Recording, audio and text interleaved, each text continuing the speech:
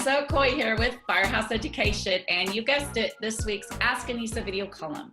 And if you're watching the video today, I am super excited because I have a great guest on with me, and we have kind of an interesting story and how we connected. I will share that with you. But I have Chip Merlin with Merlin Law Group, and I believe you are located Southern Florida. Is that right, Chip? Actually, I'm located in Tampa, Florida. Most people consider Tampa, Florida to be Central Florida, but on the west coast of Florida, versus most people think of South Florida as down in Miami, Fort Lauderdale. Gotcha.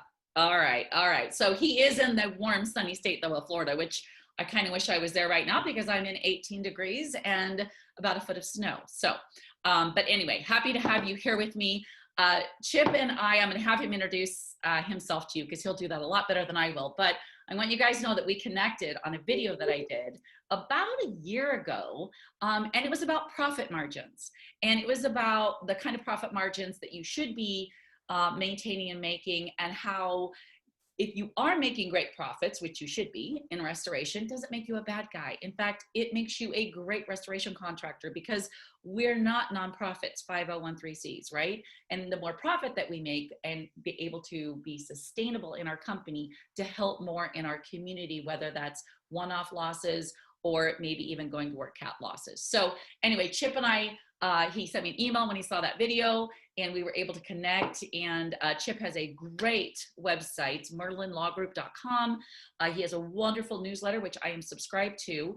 And Merlin is an attorney, but I'm going to let him tell you who he represents, I guess, in our industry. So Merlin, tell everybody on here a little bit about yourself and what it is that you do as an attorney in our industry.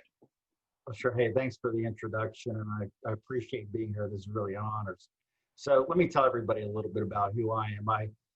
I am a lawyer. I represent policyholders, and that's all my law firm does is represent policyholders. We have over 60 attorneys.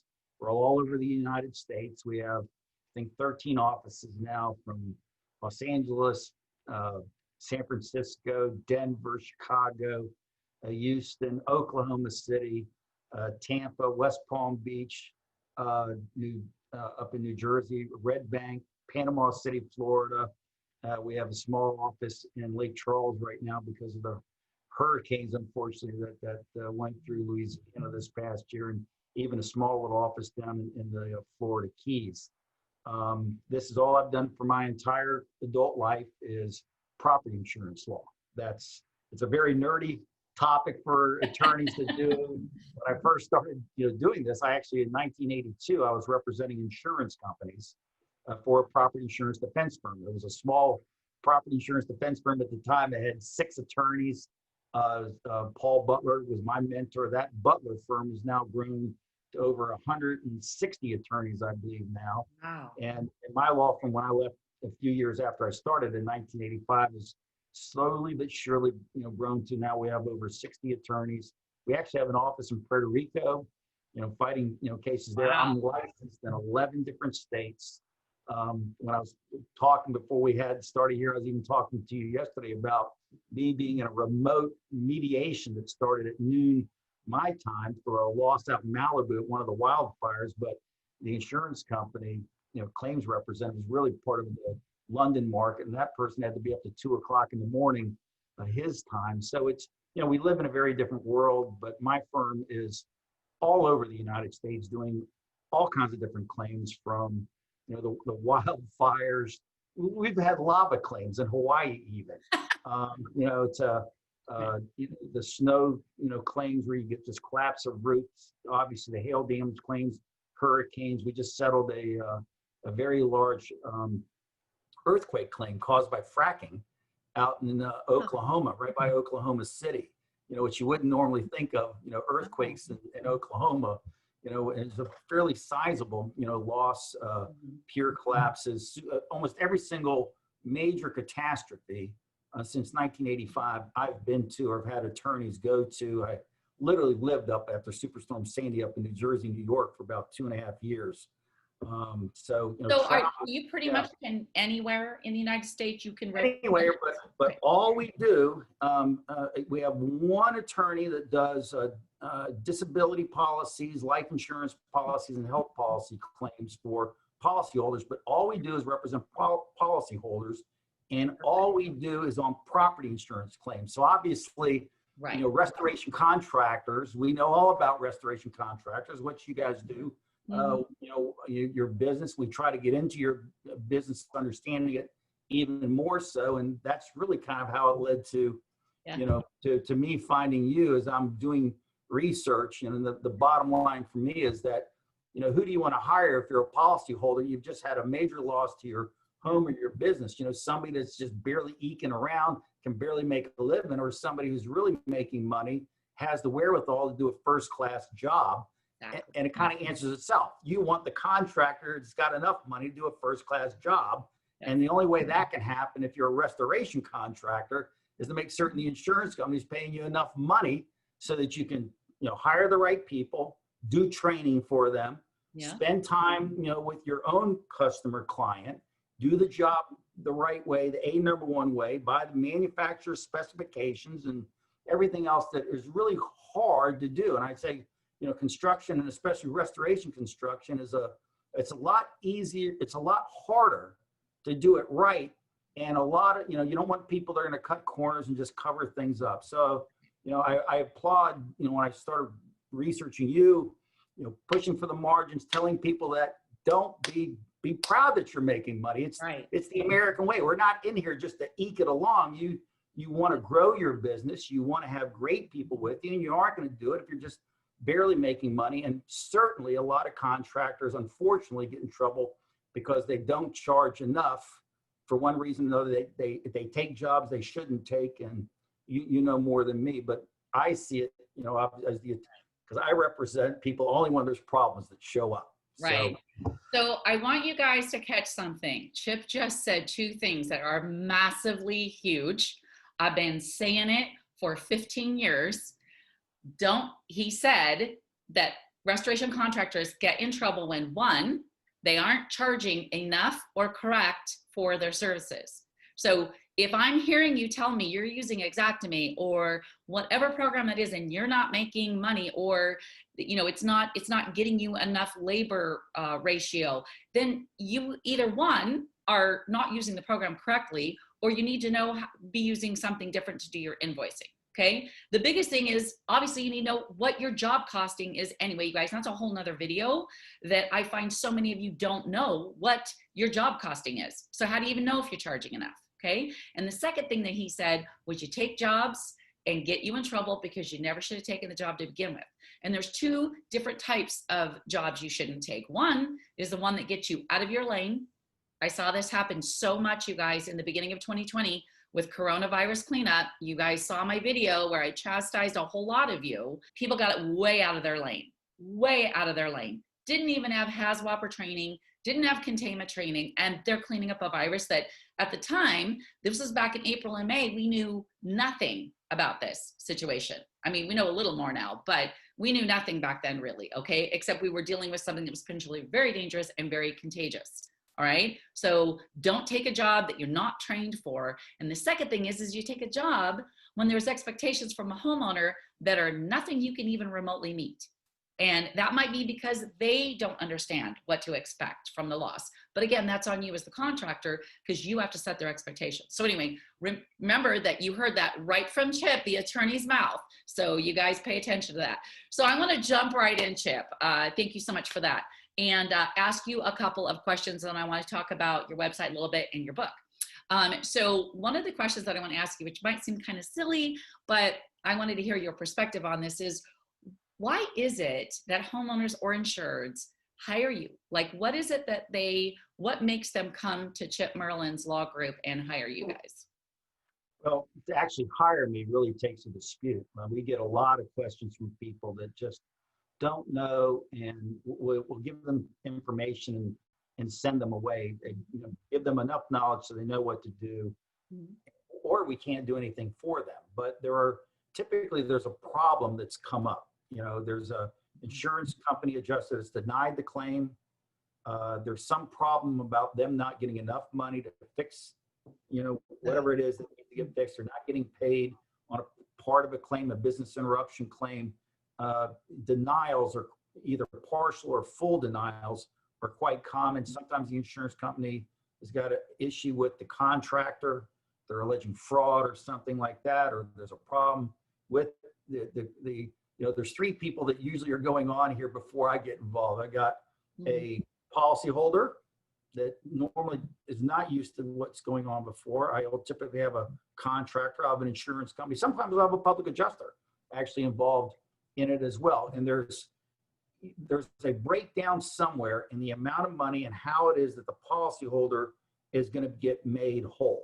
And there's a disagreement about either the amount that's owed or what's happened in the past, and people are upset with one another. And so, typically by the time it comes to me, I tell everybody, if 90%, 95% of all the claims are going through with, people are happy or there's a little bit of friction and stuff like that, my world is always dealing with people that are frustrated. I was having a visual, meeting today on Zoom, or on actually Microsoft Teams with my California office. So where's this other attorney? And he was talking to his clients, and apparently, people get upset. And I jumped in to help out a little bit, but you could hear it in their voice. And still, 4 months after they came to us, and we're still working through with accountants and stuff about the amount of the business interruption claim, how mad they were at their insurance adjuster, and so I think it's important for restoration contractors, when you first go out there, most people, they've never been through this before. They're afraid, they don't understand, they're very ignorant. It's traumatic, emotionally traumatic to people. And so having a calm voice, an experienced voice, one that you're going to get through this. I've been through this hundreds, thousands of times, and we'll get through this together. You can, I think, is a big role for a restoration contractor, and then to back it up by having individuals that are really professionals, and policyholders and customers can see this. How does your team, how do they dress? How do they look? How do they conduct themselves in front of the policyholder? Are they polite? Are they courteous? And all those things, just demonstrate a willingness of everybody on your team, the restoration contract team, to be first class and professional. And don't kid yourself, customers can tell. And the more they see that, the more they feel good about the selection that they've made. And hopefully what you're going to get eventually is, because I say, there's a number of things that contractors want, but I tell you what you really want is when you're going with the insurance company, having a discussion with that insurance adjuster, you ask your customer what type of job, they think we did out there, and how happy they are that they got a first-class job. You might be telling me not, but I provided something. This is not a shoddy service we did. It was a great job. Here's what they said in writing already. That helps a lot, especially when at the very end, you've done your job. Now you're waiting for the payment from the insurance company at the end for everything. If it's even a holdback on replacement cost or whatever it might be there, and you want the insurance company to know that their customer is happy with the job that you did. It means a lot. Yeah, that is excellent. Our entire marketing that we've done in our company for years, and that we teach other restoration companies, is 100% based at its core on our testimonial that we get from our client. Of course, I prefer video. I'm all about the video. I started doing video back in 2008 before anybody was doing any kind of video in restoration, but it's huge. And then when you get that, what do you do as part of the program? You send it to the adjuster so that the adjuster sees that testimonial video or writing, if that's what you get it in. But that's huge. So would you say that a lack of knowledge, Chip, about the insurance policy, understanding their actual policy, whether it's understanding ACV, RCV, the word depreciation, all of that, would you say that that's really a huge piece that's at the core of frustration with insureds? Well, certainly. First of all, nobody reads their insurance policy every single year it comes in. Nobody. I don't. I just switched insurance companies. I went to one that I think is more the high end. Do I know exactly what's there? No. As a matter of fact, they haven't even sent me the policy. I've got a deck page. I'm still waiting for the rest of the policy. Out goes $4,300, I think is what the premium was. And this is after allowing them to come into, my place, take every single photo. It's like we're doing all this underwriting that's never happened before, guaranteed replacement, all that, but I've actually read the terms and this is what I do for a living? No. And so, I mean, people don't read their insurance policies. They frankly don't think they're going to have a loss. It's going to happen to their neighbor. It's going to happen to somebody else. It ain't going to happen to me. I mean, it's sort of, if we walked around thinking it's going to happen to us all the time, what kind of world would that be? So, the first lesson to know, that customer has not read their insurance policy and they didn't think this loss was going to happen to them. I guarantee you, we're filming this right after Christmas 2020. The people in Nashville where that bomb blew up, they didn't think that they wouldn't be back at their apartments or their businesses and things like that. This would happen to them. Like, you have got to be kidding. They must think this is the weirdest thing in the world that would never happen, but it did. And that's why we have insurance. And so you're dealing with somebody who typically is very ignorant about what their terms are, and they are praying to goodness that they've got the coverage that they need that's going to take care of them and put them back. And they just want this, oh my God, to get back. One of the things I actually talk about with many policyholders, and I also make certain we have some discussion with restoration contractors and everybody else, is that insureds, the policyholder does not have to, especially after the major loss, doesn't have to rebuild exactly back the way it used to be. Right. So sometimes, hey, look, we can do up an estimate for what it's going to cost to put it back exactly the way it was, because that's what the policy typically pays on. Right. Versus, are you sure you want to put it back this way? Because, the 1960s, way of construction is not necessarily considered contemporary in 2020. You might want to put it back some other way and have that discussion. And who's going to do it? And will the insurance company have to pay for? Will you pay for it? People have design changes, or what's the extra amount? Those are discussions that contractors should be having, all the time with the policyholder, because the main thing for the contractor is get it rebuilt, quickly to how the customer wants, with specifications that are proper and an A1 job, not waste the policyholder's money. And so I've had some attorneys, some public adjusters ask me, Chip, I've heard you say that contractors should ask for what, the terms and how much money is available for the policy. I says, sure. So they don't sit down there and waste the money on something and they don't have enough, if you're going to move all the contents out and put it over here, now they don't have enough money to get everything. So how much money do we have to get this done is an important discussion that is a very practical one. And we're not talking about coverage. We're not talking about being an attorney. We're talking about a very practical question. Right. Is there enough money and how much is it going to come from it? Right. I can guarantee you every single policyholder is going to be going, well, how much is my deductible? How much am I going to have to come out of pocket for something? One of the big things that we've been pushing, and it's great. We even find some insurance companies are now actually financing the deductible for their policyholder. The deductibles have been rising, and especially in catastrophic areas, where you might have a earthquake, hailstorm, hurricane, flood, whatever it might be. And these large deductibles, most people, frankly, just don't have the money. Right. The truth is 73% of all Americans live from paycheck to paycheck. There's no way they have enough money to pay for the deductible. Being able to finance that is something that didn't even exist a few years ago. Right. Not only are there some companies out there doing that now, which is very helpful for restoration contractors to be able to tell somebody, but also the insurance companies themselves, we find, are standing up. They can make extra money just on the financing of the deductible. So we live in a very different world that you got to keep up on these things and look at that customer. And what can I do for this person who's gone through this to help them, put them at ease emotionally, make certain that their money's being used wisely with, doing it, and making certain that the job you put in is for a first-class job with great people to do it. So I'm always on the policyholder side, and that's what I think most people want, that, come to me, and when I ask them over and over, that's what they want. Right. And it's huge. It's one of the things that I teach everybody, especially dealing with contents, because so many people are so underinsured on their contents. It's not even funny. In my opinion, it's worse than structurally being underinsured. Like I find a lot of people will, they'll do good on their house. They'll have 300,000, 400,000 on their house, and they have 50 grand in contents.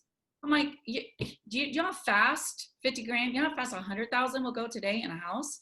start adding up all the electronics in your house, and you're going to get there real quick.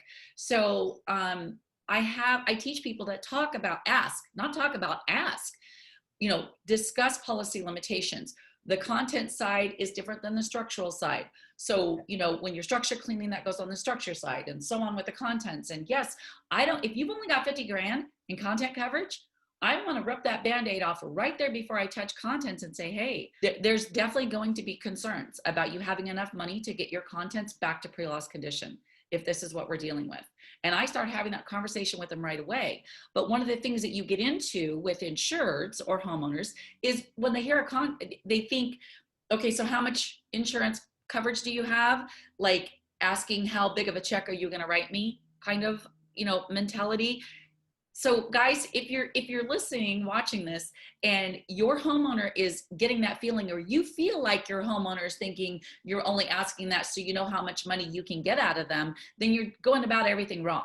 Okay. So by the time I ask those questions, and people will get their policy, open it up, and actually want me to try to start deciphering it, which do not do. You are not the insurance company. Do not interpret their policy. That's Chip's job or somebody else's job, not yours as a restoration contractor, okay? But, you need to have an open conversation with them so they understand that you're looking out for them, that you are making sure that they are covered and can get their life back in the condition it was before the loss. So if you're feeling like they think you're just trying to get their policy money, then you're already doing something wrong. So step back, and you've not created that bond or relationship with your insured. And that's just my doggies saying hi to everybody. So apparently the UPS guy is at the front door dropping a package, and they're letting you all know that they're here with you as well. So anyway, thank you for that, Chip. Talking about policies and people not understanding what their limits are, or even what their coverages are, let alone what their deductible is something that as restoration contractors, trust me, we deal with all the time. So Chip, I do have another question I want to ask you, though. This is all such great information, and thank you so much for doing this with me today. If you were a restoration contractor, not Mr. Restoration Attorney, but you're a restoration contractor, what would you do different or do in addition to what you normally see going on in other restoration companies that you would deal with back and forth with a client? I think you'll have an interesting perspective on that because of the fact that you deal with insurance companies on the legal platform. Like, if you were running your own restoration company, what would you make sure that you do or don't do to lessen, either legality problems or problems with, say, getting paid full and fast? What would you do in your own restoration company or not do that you see being done today? So let's talk when you first get called out and you're going to go do it, and this person wants to hire you. You've gotten through all that. You've got to first put your mind in the place of the insurance adjuster. And I think that is so helpful. And what's the modern insurance adjuster have to do? They have to do two things. They got to establish that there's coverage that exists. And the second role that they've got is evaluate the amount of the damage. And what they want to see to make it as easy as possible for them, and especially in this day and age where they might not even have to come out to the loss site, is for you to provide them all kinds of photographic and videographic demonstration of what the loss looks like immediately, especially before, if you can do it even before, the emergency mitigation starts. So sometimes you can't, but boy, you ought to be starting almost instantly with that, so they can see exactly what happened. You want to almost have it set up so now they're going to ask, well, how did the loss happen? What time did it happen? And things like that. And to the extent you can even have video of of the customer, any neighbors or anything like that to help back it up, so they've got the story that then they can put in their computers. Because from the insurance adjuster's mind, they just want a transparent verification that this is a covered loss, so they don't have to go out. Those companies that are the very best today are using Matterport out there. So they're getting three-dimensional stuff. They're providing everything that they know the insurance carriers are asking for. It might be drones from above, neighborhood site. So this just didn't happen here, but the rest of the neighborhood is exactly the same. They want verification that this is first a covered loss, and then they get the idea about what the enormity of the loss, will be through your visual evidence that you're going to provide to them. I think then you've got to have, since the industry standard, no matter what you say, is still Xactimate. If you really want to make the claims go along well, using that, but understanding how construction works with respect to, you've got to be really, really good with respect to specifications and have somebody on your staff that is a specialist in Xactimate that's certified. And more of the better insurance companies are requiring their adjusters to become certified too. So these people can talk as peers and they'll know what they're talking about. So when you have changes either to price, to specifications and something different, they can talk about that one-to-one, and that might be a person different than the actual person doing the work. And so I find the best companies are actually having trained, estimators out there that are going to be talking with the insurance company when they ask about price. And sometimes I have my public adjuster friends, and everybody, you made a great point. Everybody should be staying in their lane. I mean, nobody would want Chip Merlin to go build their home, okay? But and don't take this the wrong way, there's not too many public adjusters, and contractors that I want to have go down and argue something in court about what the hearsay rule is either, and argue about statutes and things like that. Everybody's got a lane that they can stay in, and I appreciate you saying that. But for contractors especially, insurance company adjusters supposed to be calling up and asking, what is it about this price? How come you're doing it this way? What are you doing? Is there a less expensive way to do that? That is their role. I mean, and to be true about it, they've got to be concerned about some people taking advantage of it, and whether it's a contractor or a customer doing something that is not, well, we can pay for it, but we shouldn't pay for it because you're getting something, a much better betterment that's really not entitled to under the insurance policy. Right. But sometimes that's what they're thinking. Right. And they're checking in. And if you explain to them why it needs to be that way, and that estimator should understand that, I mean, that's a great thing. But that discussion should be going on all the time between contractor and adjuster. And certainly the vast, probably 99.9% of the time, the customer has no idea. They don't do, unless they are in the construction business themselves. How would they know? They don't know. I don't, I mean, I'm a lawyer. Do I really have 100% of my, no, I'm doing the best I can by getting trained up, but I don't do it day in, day out like you do. Right. And in most states, you got to be licensed to do this. There's all kinds of, requirements to do construction the right way. So I think having that type of specialty is a big help. And then I want to get back to the training, it's just got a reek of first class, and they can see it, and they see it in everything you do, that you're honest, you're professional in your relationship with them. Mm-hmm. It doesn't mean that you're, just a wallflower and they say, we're not going to pay this and you're going to fall down. No, you're entitled to your profit. I mean, you got to be tough on that and not let that go. And that's part of it. There are, unfortunately, some insurance company adjusters, they get gold stars for keeping the claims amount down, mm-hmm. rather than making it fair. And there's a range. Fairness is not one number. There's a range. For what it is. When you show that you're different than everybody else, you're entitled to that higher part of the range. The same way I hope the people in my law firm, my attorneys, because of what we put, the training, the experience, the specialization of what we do is why we get paid more, as well for it too. If you want to get represented by somebody who's less, knock yourself out. And frankly, you got to let those customers go who want to do it that way. If there's not enough out there for you, the first thing you need to learn is, you might find somebody to do it, but that's not us. That's not our part of the road. And I think, learning to walk away from this is going to be impossible, either because you don't like, there's just the customer, the client for you is not there, or the amount that this company is going to pay is not there. Yeah. To be able to say, you just can't do that at that, we're going to go somewhere else, because let somebody else do that and get killed. You got to be able to do that no matter what business you're in, whether you're a restoration contractor or a lawyer. So I look at it, always try to think of what the insurance adjuster is trying to accomplish, try to help him do his job, and anticipate that as much as you possibly can, be honest and transparent about it, and just do not ever give up on what you're entitled to in terms of price, because that's what somebody else ought to be paid for that lower amount, who's not training people, not doing it the first class way, not the way that you want to be in business. That's the way you can absolutely go out of business in construction. We all know that. So absolutely. Oh my gosh, this is so amazing.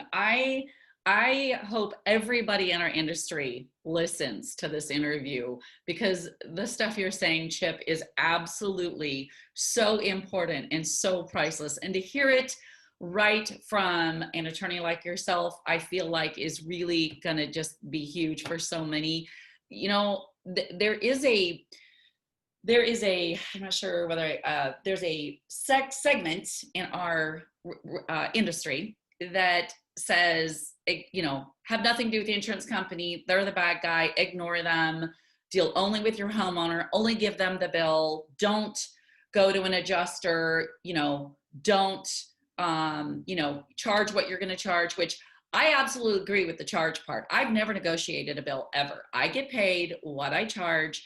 It was not, if it's an estimate and I haven't done the work, then I just don't do parts of the work if the money's not there. But if I'm handing over a bill, when I'm done with contents, I'm done. I bill at the end. So that's my bill. That's not, you don't take your car to the shop and get tires put on it and then negotiate the bill they hand you when the tires are on. No, you knew what this was up front, and that's my bill. But what you saying, which I have been saying so much, any of you, especially that have done my training, know this. What's the number one thing that I tell you to do? Be the adjuster for the adjuster. Make their job easier. Be the adjuster's solution partner. If you do that and don't make them the bad guy and get yourself in angst with them and they're the enemy and I'm not going to let them do this, you're just going to get everything a big mess. You're going to have the homeowner who's going to suffer. Honestly, the innocent person in the middle of this is just going to suffer horribly. And you're not going to get what you want. Neither's the adjuster, and nobody's going to win. It's got to be a win-win-win. Restoration contractor, the insured, and the adjuster. Okay. And you heard it straight from Chip. If he was starting a restoration company tomorrow, I took quick little notes here. He said he would be the adjuster for the adjuster. He would realize that the adjuster's only doing his job, okay? He would use Xactimate, and he would have people trained that knew how to use Xactimate so that he properly could do his billing. And then he would know that he was getting paid fast and in full by using Xactimate, which I totally agree with, Chip. And he would also be in a class of one. He would be a unique contractor. He would do a above and beyond job and do extraordinary work so that people who wanted to use him, it would be obvious that he's that choice, right? We call that class of one business that we teach all the time. And what else did he say? The big one here, first class training. He would have his team trained in all aspects, whether they're, I'm sure, content cleaning, supervisor, technician, his Xactimate estimating person, project manager, all of that. He would have his team trained. They would know what they're doing, and they would do a first class, top-notch operation. And is that not what we all should be doing, you guys, in this industry? Isn't that how we serve our communities and do the best job that we can do and have wild, great, wonderful success and profits for us in the industry, right? Oh, that was awesome. So awesome, Chip. I can't even tell you. Thank you so much again. I know I've said it like 3 or 4 times, but thank you for being on with me today. We should have done this a long time ago. Maybe even if you would agree, I would love maybe to do another interview or 2 with you, because I'm pretty sure this is going to generate a whole lot of Ask Annissa questions that will come in. So maybe I could have you back to answer those questions. Anytime. I mean, it's a pleasure and an honor to be able to Awesome. to converse with you on this. I think you do a great job. I'm happy for your viewers because you provide a great resource for them. Thank you. Thank you so much. You guys, I want to make sure that you, below the video, if you're watching this on R&R, just if you go below the video on the YouTube channel, you will see all of Chip's contact information. I will put down his information there. It is merlinlawgroup.com is his website. And on his website, which I'm actually going to order a copy of is Chip actually has written a book that I think is amazing and we should all read. Chip, tell us a little bit, how do we get the book? And it's called Pay Up, and kind of tell us what a little bit about the book. Well, it's right over my shoulder here. It's Pay Up: How to Avoid a Disaster with Your Own Insurance Company. Okay. And I tried to write this book not as a lawyer, but from a lay perspective, just people, you know, if you have insurance, especially if you have property insurance, this is what you need to do about how do you go find insurance, you know, what kind of agent do you hire? If you have a loss, what type of contractor do you look for?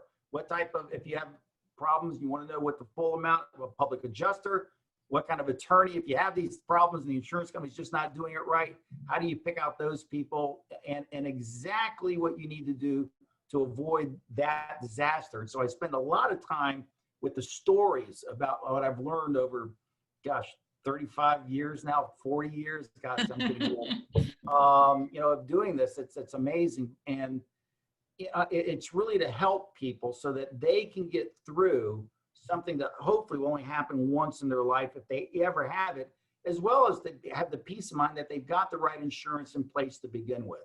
And so that's why I got, you know, and I wrote the book, and people can get it anywhere. The hard copy is great. You can get on Kindle, you get an audio book if you want to. I'm surprised so many people listen to the book, you know, when they're just traveling around and things like that. A number of people tell me that, but you know, for nothing else, you know, it's not the type of book I tell people that, oh, hot diggity dog, look what I got, honey. I got this book called Pay Up about insurance. You know, it's just not a sexy type read. So for nothing else, if it gets late at night, you can't get to sleep, pick up this book after about 5 pages or so. And if it's late at night, you'll go to sleep. But I think it gives even some good tips for contractors about what you should be looking for, so you appeal more for that customer that's out there. And even knowing, you know, that they've read that book, you know, helps out. I've had public adjusters tell me, Chip, I've gone to that section where it says, how do you pick out the best public adjuster, highlighting it, trying to show them that they ought to be hiring me for it. I think contractors, restoration contractors, could do the same thing as well. So there you go. I hope it helps out for those of your people that are viewers. If they get the book, you know, it might even help them get a sale or two out of it. There you go. There you go. Again, go to merlinlawgroup.com and you can click on the book link there and get yourself a copy of that. I can't wait to read it myself. So anyway, again, thank you so much. Chip, anything else you want to say? I mean, you've already given us so much amazing value and advice here, but anything else you want to say to the viewers before we sign off? You know, one of the things I always tell everybody, because people say, geez, you've been doing this for a long time. Any last, you know, minute I tell, you know, we're in a world today of constant learning. You know, what you provide is that, and always make certain that you're doing that. And then for every contractor out there, make certain that you make yourself an action plan and a goal. And if you're not making money, you know, there's a number of things you can go to even learn about that, so you don't shortchange yourself. You know, if you love construction, you love doing this, it's a great business to be in, because when people are just down and out, you can go in there and help them. And there's a big need for what you do out there after disaster happens, especially a big major catastrophe. There's just not enough people to go around. And so I think, you know, y'all are the angels that are coming in to help people. And I wish you would always look at yourself doing that way. And we always want to be good white angels, helping everybody just perfect, you know, that way. And so to the extent that you're trying to raise that bar, you know, I applaud you for that. Awesome. Awesome. Thank you so much for that, Chip. And thank you for all you do for the industry as well, helping on the other side. Well, everybody, thank you so much. I really am looking forward to getting your feedback on this interview, and really want to hear what you think about what Chip said, and maybe give me 1 or 2 ahas or nuggets that you pulled out of the interview. I'd love it if you'd comment below the video on our Meg's website, if that's where you're watching the video, or even on the YouTube channel, Firehouse Education. And like I said, Chip sort of agreed to do another interview or 2 if the need is there with me. So, you know, let me know if there's other questions or maybe other areas or topics you would like me to go into, or Chip to go into some more. Send me your questions for him. I would love to do another interview with him. And if there's someone else in the industry supportive, as Chip is, that you would like me to do an interview with, let me know. You know, I'm always trying to help you guys out. So on that note, if you're watching this, be sure that you are subscribed to the YouTube channel give me a nice like, thumbs up on the video if you enjoyed this and found value. And be sure that you are a cool kid and subscribe to rnrmagonline.com's e-newsletter so that you get this video and lots of other goodies every Friday in your email inbox. And on that note, I hope your 2021 is off to a great, great start.